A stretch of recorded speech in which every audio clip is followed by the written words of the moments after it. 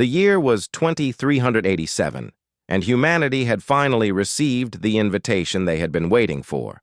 The Galactic Concord, a powerful group of 12 alien species who controlled most of the Orion Arm, had decided to let humans join their federation. It was a big moment for Earth. After centuries of looking up at the stars and wondering if they were alone, humans were about to take their place among the galaxy's greatest civilizations. But there was a catch. To prove they were worthy, humans had to send a warship to the Concord's military exercises. These war games happened every 5 years at a place called the Valen Proving Grounds. Every species sent their best ships and their best crews. It was a chance to show strength and earn respect. Admiral Park Do-won stood on the bridge of the UENS Perseverance, watching the stars blur as the ship traveled through hyperspace. He was 63 years old, with gray hair cut short and a face full of wrinkles from decades of service. He had fought in the colonial wars when Earth's settlements rebelled. He had seen friends die and enemies surrender. Nothing surprised him anymore. The Perseverance was humanity's pride. 3 kilometers long, it was covered with weapons and wrapped in layers of armor so thick that the ship looked more like a flying mountain than a vessel. Every surface bristled with gun turrets, missile pods, and point defense systems. Deep inside its belly, the ship carried enough ammunition to fight for months without resupply. Lieutenant Kim Soha approached the admiral with a data pad in her hands. She was young, only 32, but she had risen quickly through the ranks because of her sharp mind and calm nerves. She served as the ship's tactical officer. "Admiral, we are 5 minutes from exiting hyperspace," she reported. "The Concorde has sent greeting protocols. They seem curious about us." Park nodded slowly. "Curious is good. Let them be curious." The ship shuddered slightly as it dropped out of hyperspace. Through the massive viewing windows, the Valen Proving Grounds appeared. It was a system filled with asteroids, dead moons, and floating debris, perfect for war games. And surrounding the central station were hundreds of alien ships. Park had studied the Concorde species, but seeing their vessels in person was different. The Selvari ships looked like crystals, all sharp angles and glowing surfaces. They moved through space like dancers, quick and graceful. The Keth vessels were darker, shaped like insects with many legs that served as weapon mounts. The Morva ships floated like bubbles, filled with water for their aquatic crews. The Dren flew ships that looked like armored lizards, scaled and tough. All of them were fast. Park could see them darting around, changing direction instantly, racing past each other at speeds that would turn a human crew into paste. And then there was the Perseverance. It moved forward at its steady pace, engines burning bright but producing only moderate acceleration. Compared to the alien ships, it looked like a whale swimming among dolphins. On the Selvari flagship, Commander Yura watched the human vessel approach. Her skin was silver, and her eyes were large and dark. She was considered one of the finest fleet commanders in the Concorde, and she had won the last 3 war games for her people. "Is that their warship?" she asked her adjutant, a younger Selvari named Den. "Yes, Commander. The humans call it the Perseverance." Yura tilted her head. "Run the scans again. Their acceleration cannot be correct." Den checked his instruments twice before answering. "The readings are accurate. Their maximum acceleration is approximately 12 standard gravity units." Yura almost laughed. "Almost. 12? Our courier ships, our message carriers, move faster than that? This is their flagship?" Word spread quickly through the alien fleets. The humans had arrived, and they had brought a slow, lumbering beast of a ship that could barely keep up with cargo transports. Communications channels buzzed with jokes and mockery. Someone called the humans crawlers, and the name stuck immediately. Bets were placed on how quickly the Perseverance would be destroyed in the war games. Most aliens gave it less than an hour. Some generous souls gave it 2. On the Dren observation vessel, a military historian named Torek watched the human ship with more interest than amusement. He had spent his life studying warfare, and something about the Perseverance caught his attention. It was ugly and slow, yes, but it was also massive, and those weapons... They have a lot of guns, he said quietly to himself. His colleague, a younger Dren, overheard him. It does not matter how many guns you have if you cannot hit anything. They will be target practice for the Selvari. Torek did not respond. He just kept watching. Back on the Perseverance, Lieutenant Kim brought the alien communications to Admiral Park's attention. "Sir, they are mocking us, calling us crawlers, betting on how fast we will lose." Park's expression did not change. He had expected this. Humans had always been underestimated. On Earth, they had been slow compared to the predators that hunted them. They could not fly, could not breathe underwater, could not see in the dark. And yet humans had conquered their entire planet. They had survived ice ages, plagues, and wars that killed billions. Speed was not the only way to win.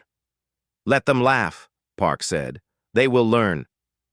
Chief Engineer Beck Ji-yeon's voice came through the communication system from deep within the ship. She was responsible for keeping the Perseverance running, and she knew every bolt and wire in its massive frame. "Admiral, all systems are operating at peak efficiency. Armor integrity is perfect. Weapons are loaded and ready. We can take whatever they throw at us." "Good," Park replied, "because they are going to throw everything." The Perseverance continued its slow approach to the central station, where the war games would officially begin. Alien ships zipped around it, some coming close just to show off their speed. A group of Keth destroyers performed a complex dance, weaving between each other at incredible velocities. Weapons Officer Han Taemin watched them from his station. He was a quiet man who rarely spoke unless he had something important to say. Right now, he was calculating firing solutions for every ship within range, just in case. "They move well," he admitted. Navigator O. Mirai, who was responsible for plotting the ship's course, smiled slightly. "They move fast. That is not the same thing." The Perseverance reached its designated position and stopped. Around it, the alien fleets gathered, ready for the war games to begin. Tomorrow, they would fight. Tomorrow, they would see what the slow human ship could really do. Admiral Park looked out at the stars, at the hundreds of alien vessels that thought they were superior, and allowed himself a small private smile. They had no idea what was coming. The morning of the war games arrived, and the Valen system came alive with activity. Hundreds of ships from 12 different species moved into position. The rules were simple. Every ship carried special tracking rounds that would register hits without causing real damage. When a ship took enough hits, it was marked as destroyed and had to leave the battlefield. The last fleet standing would win. Admiral Park Do-won gathered his senior officers on the bridge of the Perseverance. They stood around the central tactical display, watching the positions of every ship in the system. "The aliens rely on speed," Park explained. "Their ships are built light so they can move fast. They dodge attacks instead of blocking them. Their shields are weak because they believe being hit means they have already failed." Lieutenant Kim Soha nodded. "Our ship is the opposite. We expect to be hit. We are built to survive it." "Exactly," Park said. "They will come at us hard and fast, expecting to destroy us quickly. When that does not work, they will panic." Weapons Officer Han Taemin checked his systems one more time. The Perseverance carried enough firepower to level a small moon. Railguns, missile batteries, laser arrays, and projectile cannons covered every surface of the ship. Unlike the precise, elegant weapons of the alien fleets, human weapons were designed for one thing: filling space with death. The signal came. The war games had begun. Almost immediately, 3 Keth destroyers broke from their formation and raced toward the Perseverance. They were fast, insectoid ships with multiple weapon arms. Their pilots were considered among the best in the Concorde, and they wanted the glory of the first kill. On the lead destroyer, the Keth commander chittered with excitement. "The human ship is not even moving. This will be easy." The three destroyers opened fire. Their tracking rounds peppered the Perseverance's hull, registering hit after hit. The scoring system updated rapidly as damage accumulated, but nothing happened. The Perseverance did not slow down. It did not change course. It did not even seem to notice the attack. Deep in the engineering section, Chief Engineer Beck Gion monitored the damage reports. Banks of screens surrounded her, showing the status of every system on the ship. "Hull integrity at 99.7%, she reported calmly. "Their weapons are barely scratching us." The Keth destroyers circled around for another pass. This time they came closer, pouring fire into the human ship from point-blank range. The tracking rounds hit armor that was meters thick, designed to withstand impacts that would tear normal ships apart. "Still 99.4%, Beck said. "They could do this all day and not get through our outer layer." On the bridge, Admiral Park watched the tactical display. The three Keth destroyers were getting closer, confident in their speed, certain that the slow human ship could not touch them. "Han," Park said quietly, "show them what we can do." Weapons Officer Han Taman had been waiting for this moment. His fingers moved across his console, and the Perseverance came alive. The ship did not fire precise shots at individual targets. Instead, it unleashed a wall of destruction. Hundreds of weapons fired at once, filling an entire section of space with projectiles, missiles, and energy beams. There was no elegant targeting, no careful aim. The humans simply created a zone where nothing could survive. The Keth destroyers flew straight into it. They tried to dodge. They tried to weave through the storm of fire. But there was nowhere to go. The Perseverance was not trying to hit them. It was trying to hit everything. All three destroyers were marked as destroyed in less than 10 seconds. On the Selvari flagship, Commander Yura watched with wide eyes. Her silver skin had gone pale. "What kind of targeting system allows for such waste?" she demanded. Her tactical officer studied the data with growing concern. "Commander, they are not using precision targeting. They are using volume fire. They fill space with weapons and let the enemy fly into it. They do not need to aim." "That is insane," Yura said. "The ammunition costs alone." "They do not seem to care about costs, Commander." The news spread through the alien fleets like wildfire. The slow human ship had just destroyed 3 Keth destroyers without taking any real damage. Suddenly, the mockery stopped. Suddenly, the crawlers did not seem so funny anymore. More ships moved against the Perseverance, this time in larger groups. A squadron of Morva vessels, their bubble-like hulls filled with water, approached from one side. A wing of Dren fighters came from another. Admiral Park remained calm. "Navigator O, take us into the asteroid field, slow and steady." Navigator O Mireille plotted the course. The Perseverance began to move, pushing deeper into the debris-filled center of the battlefield. Where alien ships dodged and weaved between the rocks, the human vessel simply pushed through. Smaller asteroids shattered against its armored prow. Larger ones were avoided with careful, deliberate movements. The Morva squadron opened fire. The Dren fighters attacked from multiple angles. Tracking rounds hammered the Perseverance's hull from all directions. "Hull integrity at 97%, Bike reported from engineering. "We are fine." The Perseverance returned fire. Once again, it did not aim for specific ships. It created kill zones, areas of space so filled with weapons fire that nothing could pass through safely. The Morva, who relied on their speed to stay alive, found themselves trapped. 2 of their vessels were marked destroyed. The rest retreated. The Dren fighters were faster, more agile. They darted in and out, taking shots when they could.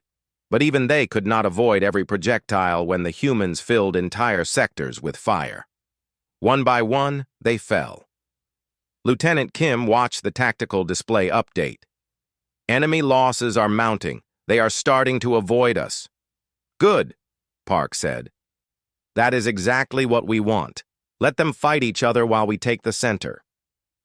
The Perseverance continued its slow march into the heart of the asteroid field. Other fleets clashed around it, the faster ships battling each other in deadly dances. But no one wanted to engage the human vessel directly anymore. The crawlers had proven they could bite. On his observation ship, Torek the Dren historian recorded everything. He had studied countless battles, countless wars, but he had never seen anything like this. The human ship was slow, ugly, and brutal. It broke every rule of modern space combat, and it was winning. Fascinating, he whispered. Absolutely fascinating. The war games continued. The Perseverance moved forward, and the aliens learned to fear the ship they had laughed at just hours before. The war games had been going for 6 hours.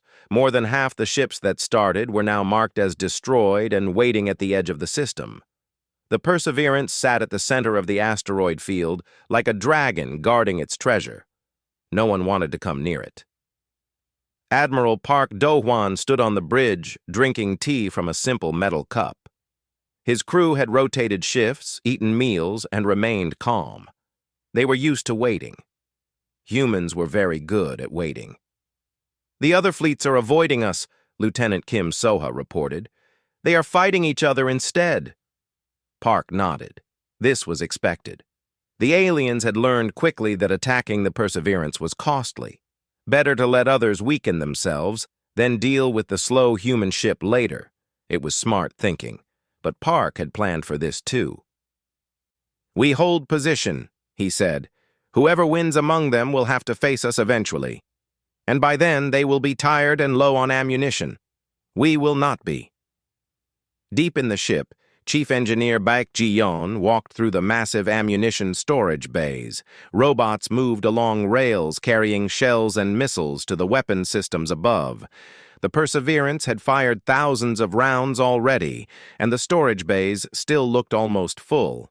Human ships were built for long wars, not quick battles that lasted hours, but grinding conflicts that lasted months or even years. Every system had backups. Every backup had backups. The ship could lose entire sections and keep fighting. On the observation deck, a group of alien observers had been granted permission to watch the war games from the human vessel. Among them was Torek, the Dren historian, and several representatives from neutral species who were not participating in the exercises. Lieutenant Kim had been assigned to explain human military thinking to them. She stood before a display screen, showing images and data, while the aliens watched with growing unease. You must understand our history, she said. Humans did not evolve for space. We evolved on a heavy planet with a poisonous atmosphere, extreme temperatures, and dangerous predators. Everything on our world tried to kill us, and we survived. She showed them images of Earth, ice ages that covered half the planet in frozen death, plagues that killed millions, wars that devastated entire continents. Through all of it, humans kept going. They did not run. They could not run. They simply endured until the threat passed. Our first spaceships were terrible, Kim continued. Slow, fragile, cramped. It took years to travel between planets. Our astronauts spent months floating in tiny metal boxes, knowing that any small problem could kill them. They went anyway. Torek leaned forward, his reptilian eyes fixed on the screen. Your species is stubborn?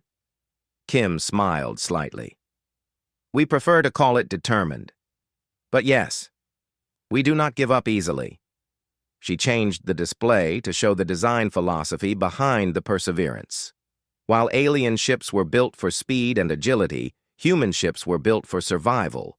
Thick armor, redundant systems, massive ammunition stores, and weapons designed for sustained fire. Your ships strike fast and hope to never be hit, Kim explained.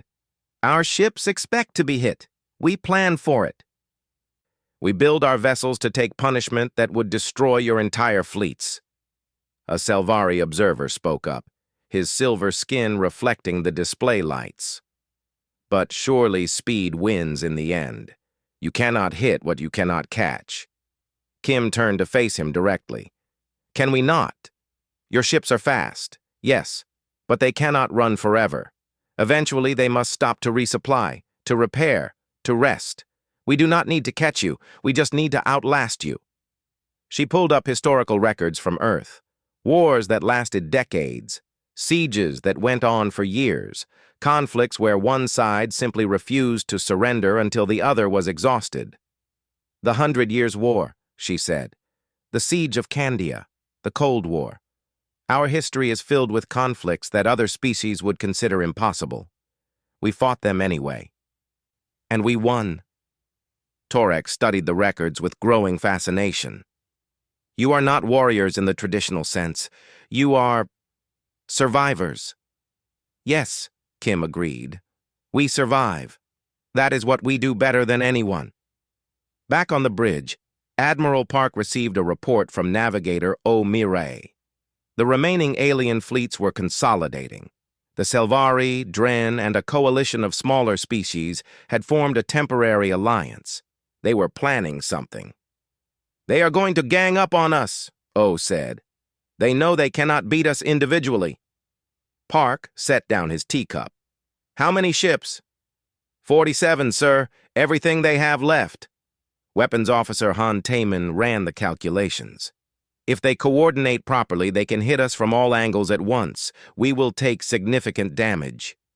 Can we survive? Park asked. Chief Engineer Bayek's voice came through the communication system.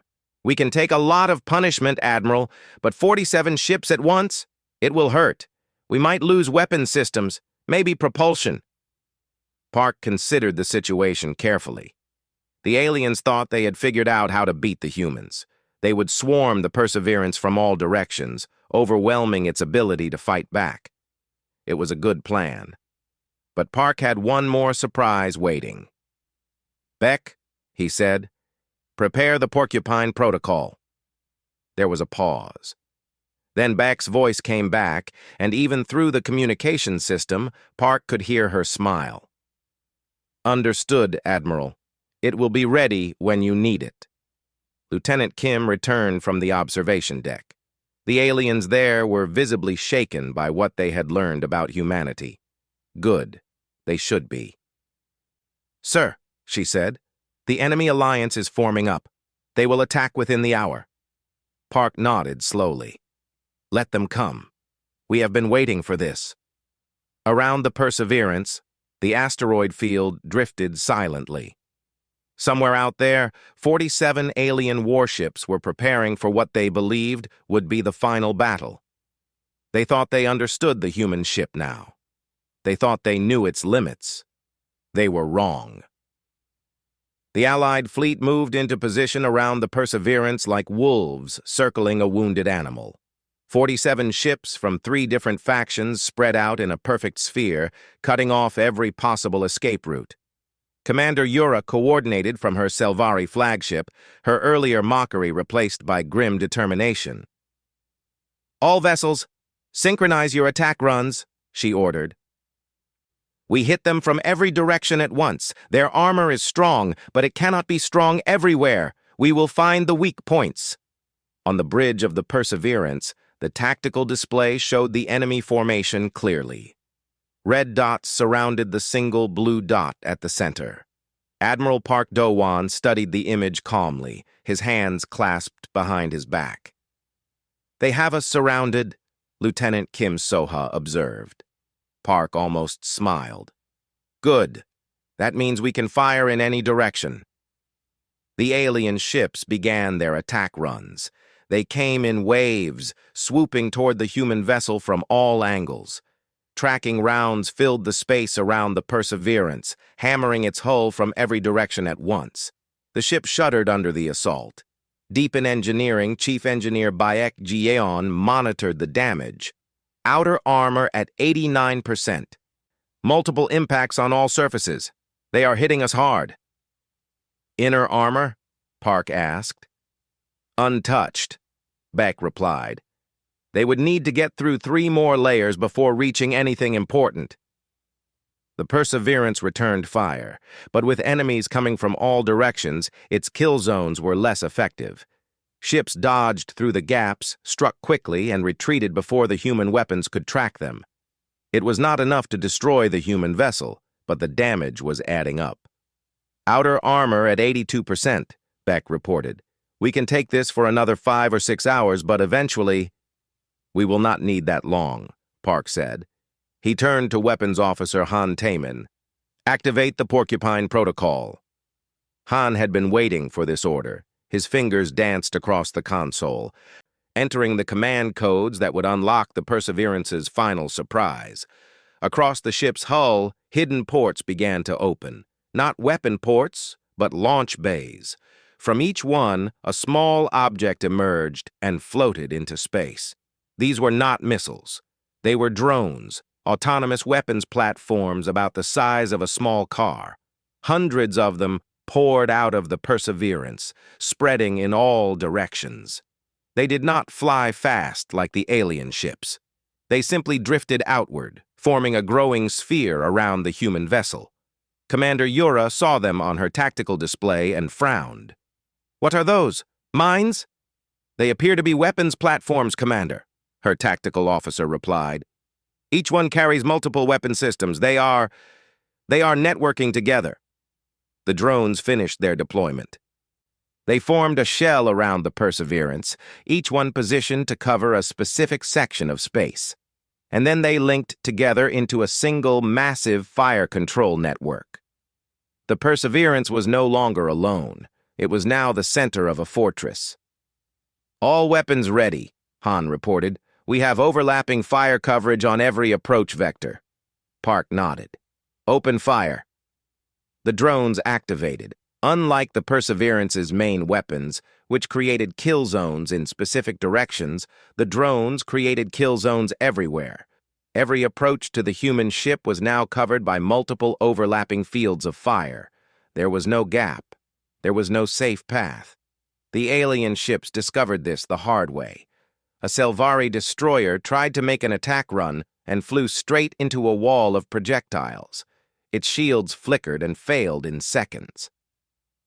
The tracking system marked it as destroyed. 2 Dren fighters attempted to slip through from another angle. The drones tracked them automatically, coordinating their fire to trap the fast-moving vessels. Both were destroyed before they could get close to the Perseverance. The coalition ships pulled back, trying to regroup. But the drone sphere was still expanding, still spreading outward. The safe zone was shrinking.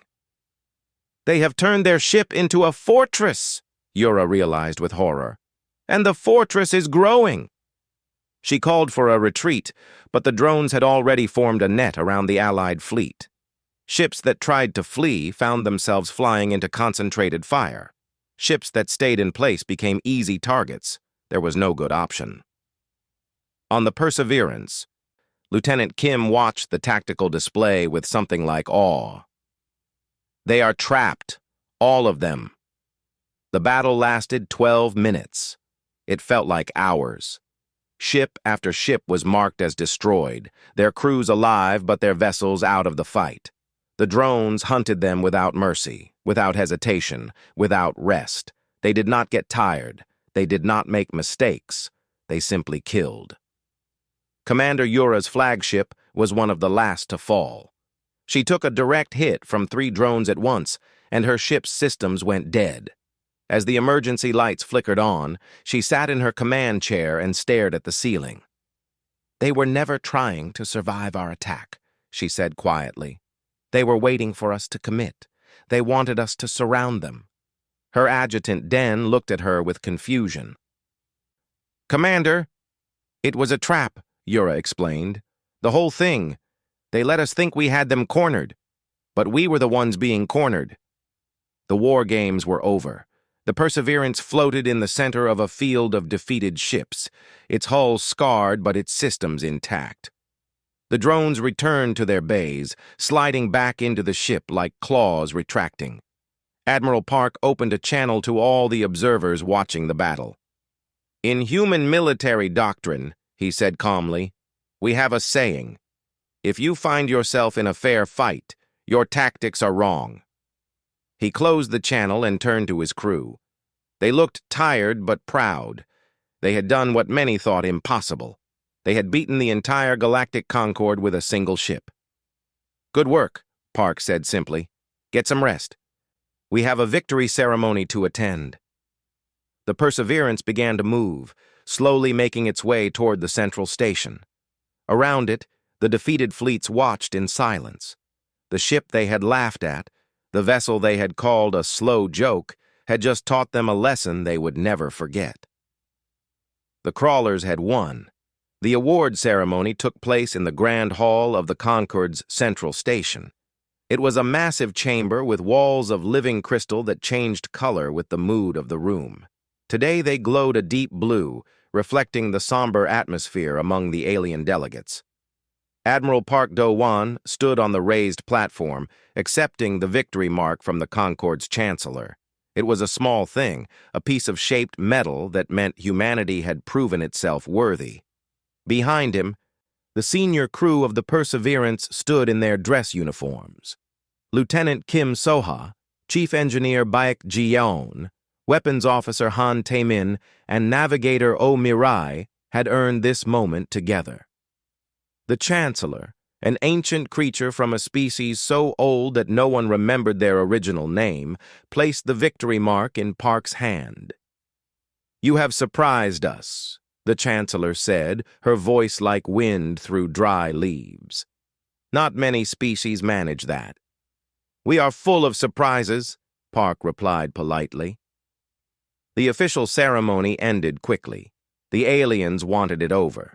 They had expected to give this award to Commander Yura or one of the other established powers. Giving it to the newcomers, the species they had mocked just days ago, was embarrassing.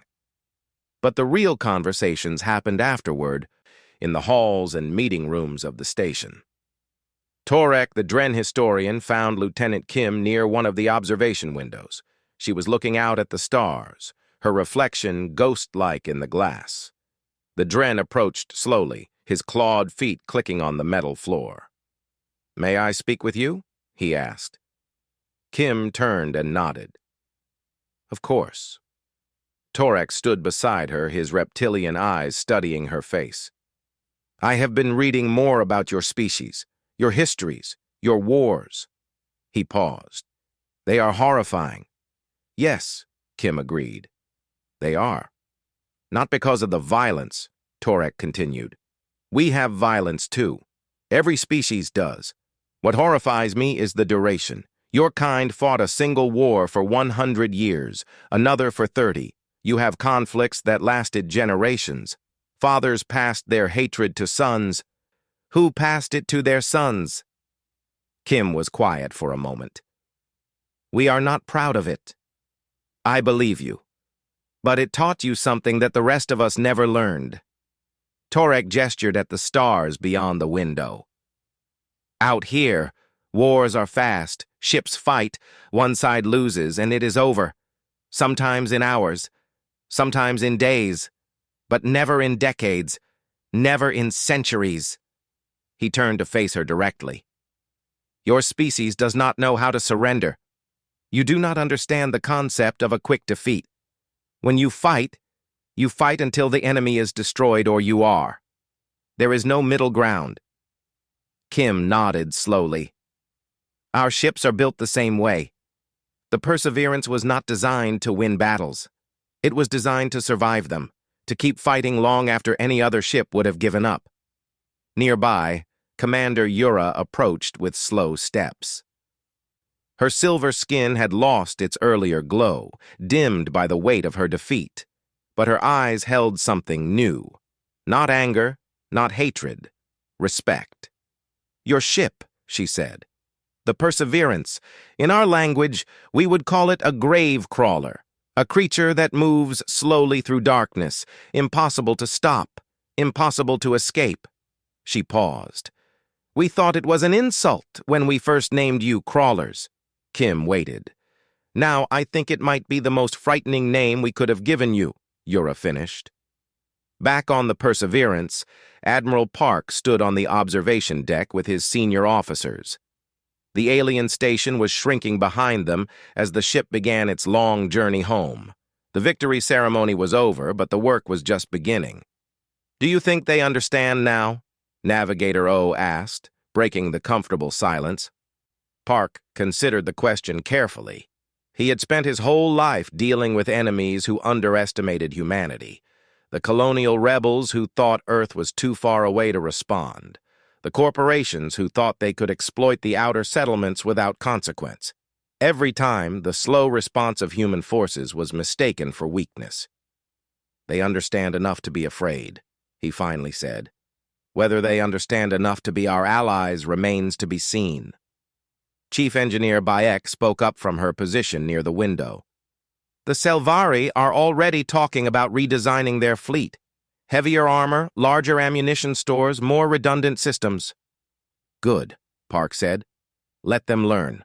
Let them all learn." Weapons Officer Han Taman, who rarely spoke unless necessary, added quietly, "They will never be as good at it as we are. Endurance is not something you can design. It is something you evolve. They have been fast for too long. They do not have the patience." Lieutenant Kim smiled at that. Han was right. The alien species had spent thousands of years building faster ships, developing quicker tactics, perfecting the art of the rapid strike. Changing that philosophy would take generations, and humans had a head start of millions of years. The Perseverance continued its slow journey home. It would take months to reach Earth at their steady pace. The alien ships could have made the trip in weeks. But the human crew did not mind. They were used to waiting. They were used to the long road. 6 months later, reports from Concord Space confirmed what Park had predicted. The Selvari had begun construction on a new class of warship, heavier, tougher, built to endure rather than evade. When questioned about the change in philosophy, Commander Yura had reportedly said, "We have learned that the race does not always go to the swift. Sometimes it goes to whoever is still moving when everyone else has stopped." On Earth, the news was celebrated. Humanity had not just joined the Galactic Concord. It had changed the Concord forever. The way the galaxy made war would never be the same. And somewhere among the stars, the Perseverance continued its eternal patrol. Slow, steady, unstoppable. The crawlers had arrived, and they were here to stay.